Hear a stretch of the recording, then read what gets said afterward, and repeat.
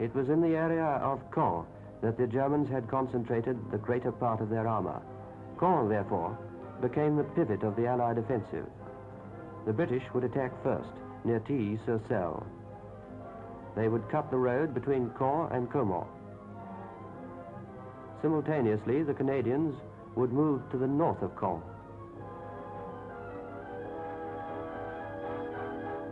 They would encircle Caen from the south and secure their flank by a thrust to Troarn.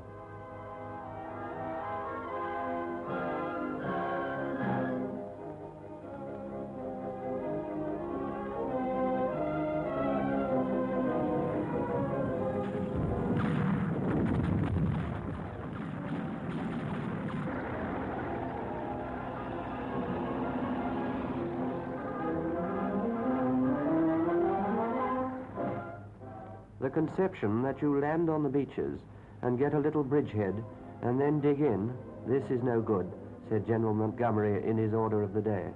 You must penetrate deeply and quickly. On the 25th of June, therefore, the British attacked to the east of Tilly-sur-Selle.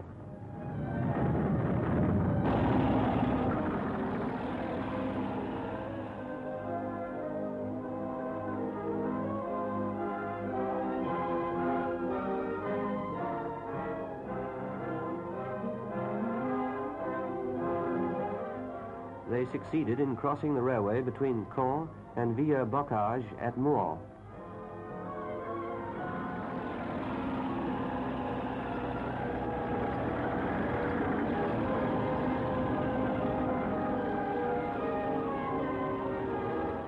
By the 27th of June, they had crossed the river Odon and made secure their bridgehead on the other side.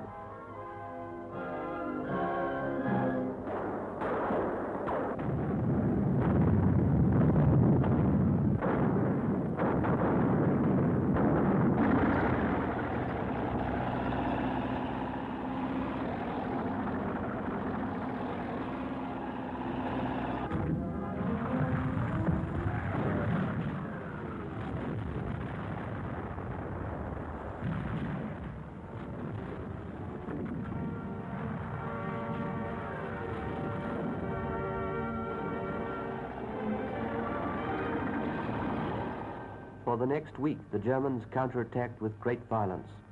No less than 7 panzer divisions, including an elite panzer corps transferred from the Russian front, were ranged against the British and Canadians on this narrow sector. Here was the real center of the German strategic dispositions.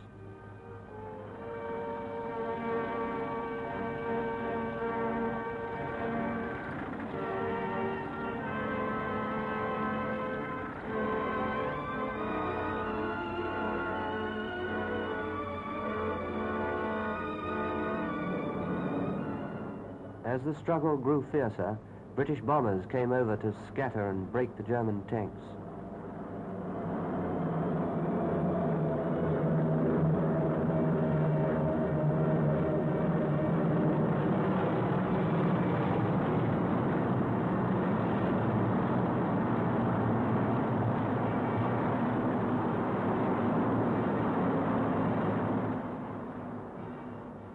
After the bombardment, the Canadians went forward again.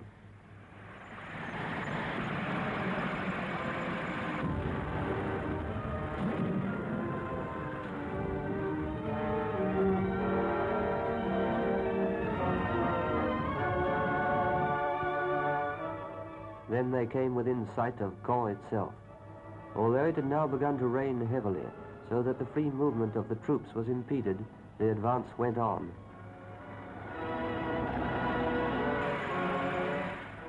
Bulldozers shifted the mud from the road face.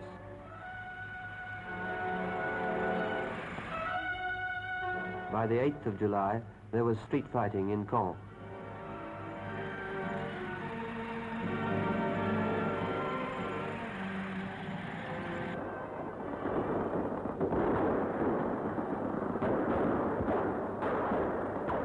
And on the 9th, Caen was set free.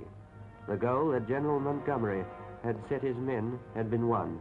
An ancient Norman town had been freed and a great port of France.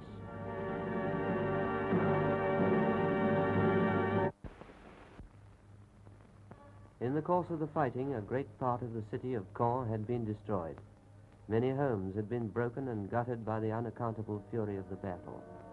Those citizens who had sought refuge in the nearby villages now began to return to what was left of their city.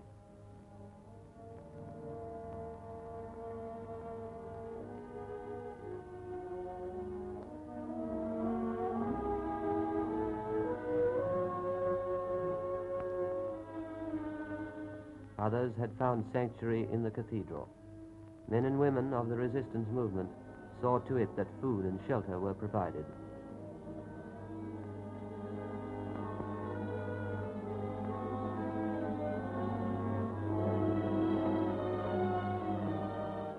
One thing was now certain. The Germans had been driven out, and the French resistance fighters, together with the British and Canadians, would make sure that the Germans would never return.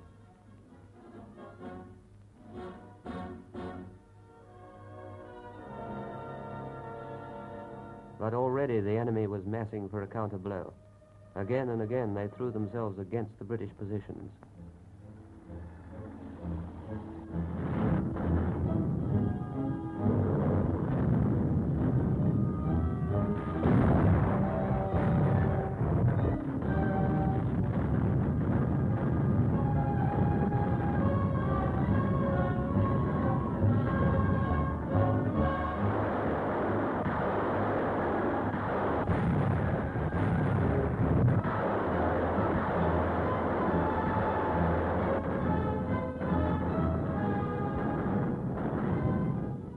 German attacks came to nothing.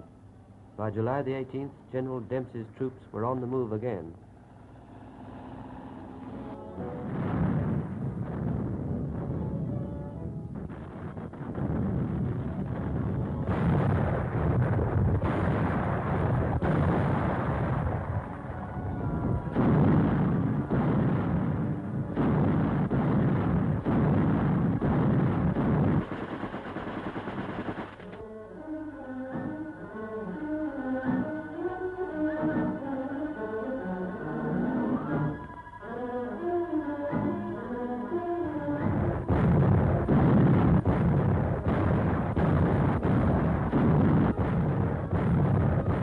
After a heavy night barrage, they went forward. They attacked with flamethrowers of the latest type.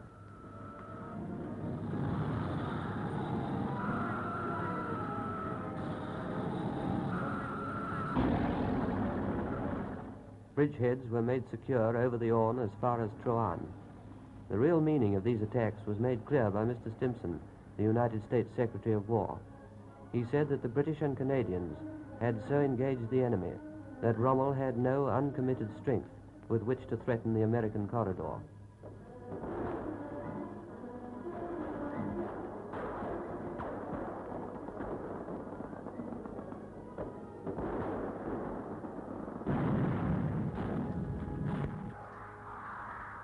As the Second Army drove the Germans back in the Caen sector, the Germans launched their flying bombs against the towns and villages of southern England, above all against London.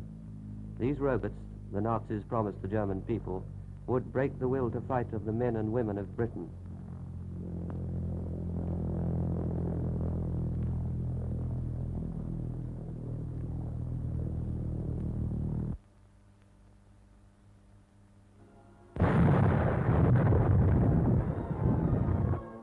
The flying bombs destroyed 23,000 homes and damaged 1 million more.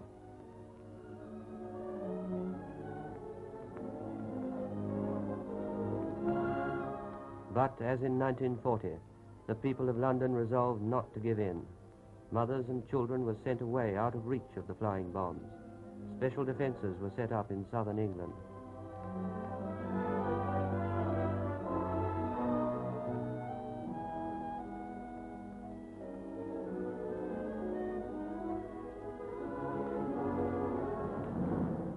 Heavy bombers blasted the launching sites along the Pas de Calais.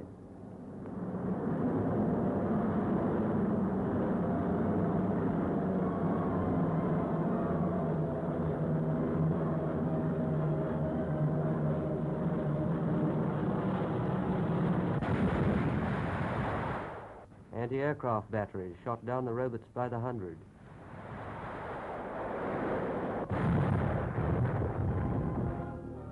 Balloons brought them down by the score.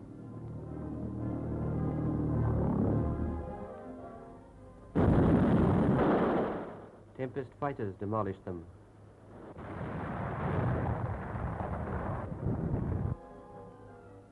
The Germans had hoped to lure the Allies into diverting troops for an attack on the heavily fortified coastline of the Pas-de-Calais in order to destroy the flying bomb bases.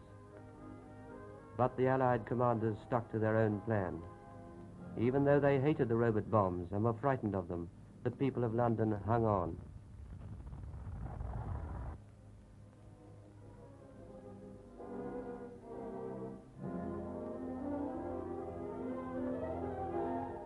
More than 5,000 people were killed by the bombs, and more than 16,000 were wounded during the 80 days of terror.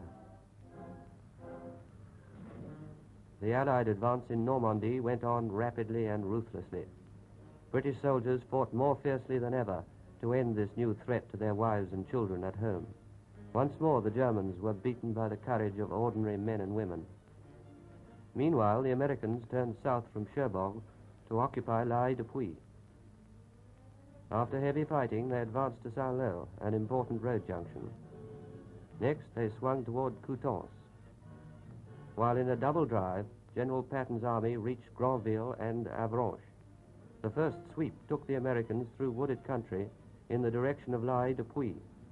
On July the 9th, the same day the British and Canadians had freed Caen, they entered the town.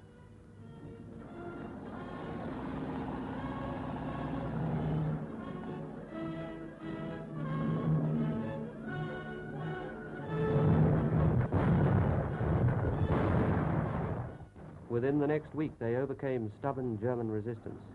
By this time, there were signs that the German commander was no longer master of his own decisions. Even so, the Germans fought with the courage of despair.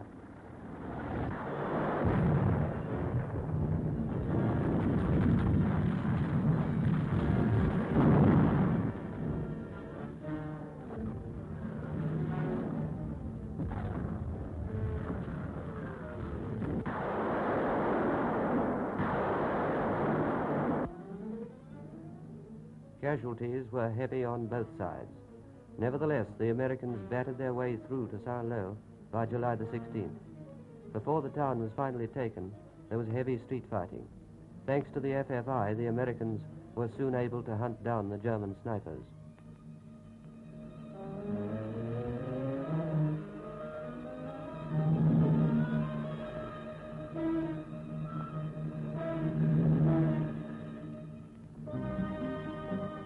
The people sit and wait.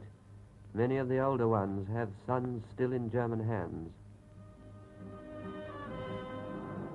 While General Bradley's troops were fighting for Saint-Lô, General Patton's Third American Army was secretly being assembled for attack. The enemy did not suspect that Bradley's thrust to Coutances was designed to hold the German forces while Patton raced on to Avranches and Granville.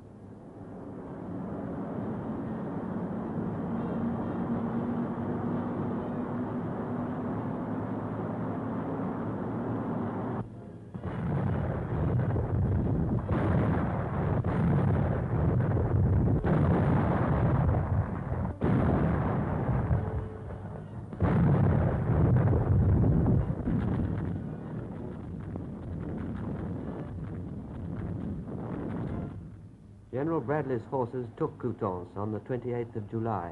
The Germans had been deceived. Patton's armored columns ran through and reached Granville and Avranches on July the 31st. The German plan to seal off the peninsula from the rest of France had failed. The taking of Avranches marks the real turning point of the Normandy campaign.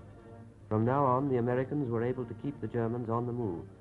But the Germans had not enough reserves for this mobile warfare. From now on, they had to retreat.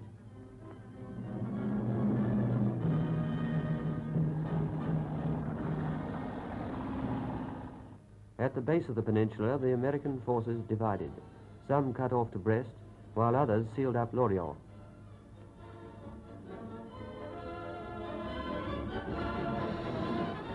But the main column turned southeast and captured Rennes.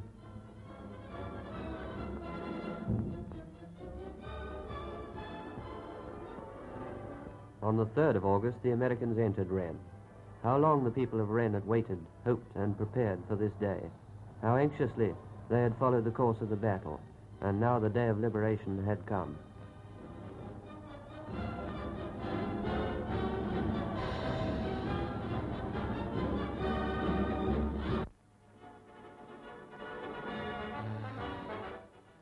At the same time, the armed forces of fighting France landed on French soil. After 4 years of unequal struggle, the people of France had an army once more, the men and women of the FFI, and the men of General Leclerc's armored division.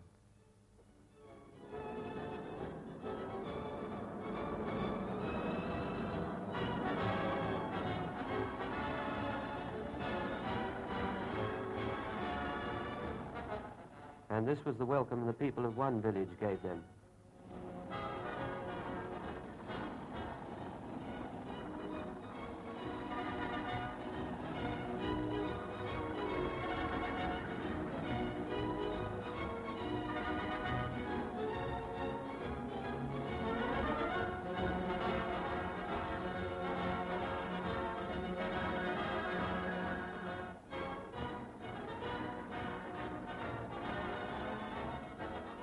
Meanwhile, General Patton's army swept on to Laval.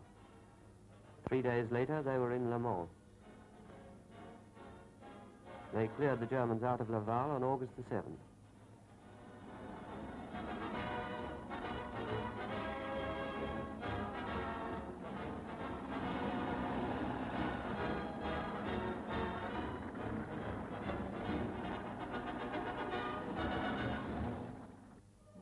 The Germans were now desperate. They launched their counterattack at Mortain. Contrary to all his textbook instructions, the German commander threw in his forces long before the American attacks could have spent themselves. He set everything on one chance. He attacked at our weakest point, between Mortain and Avranches, to cut off the American forces from their supplies. 4 German panzer divisions were thrown into this attack.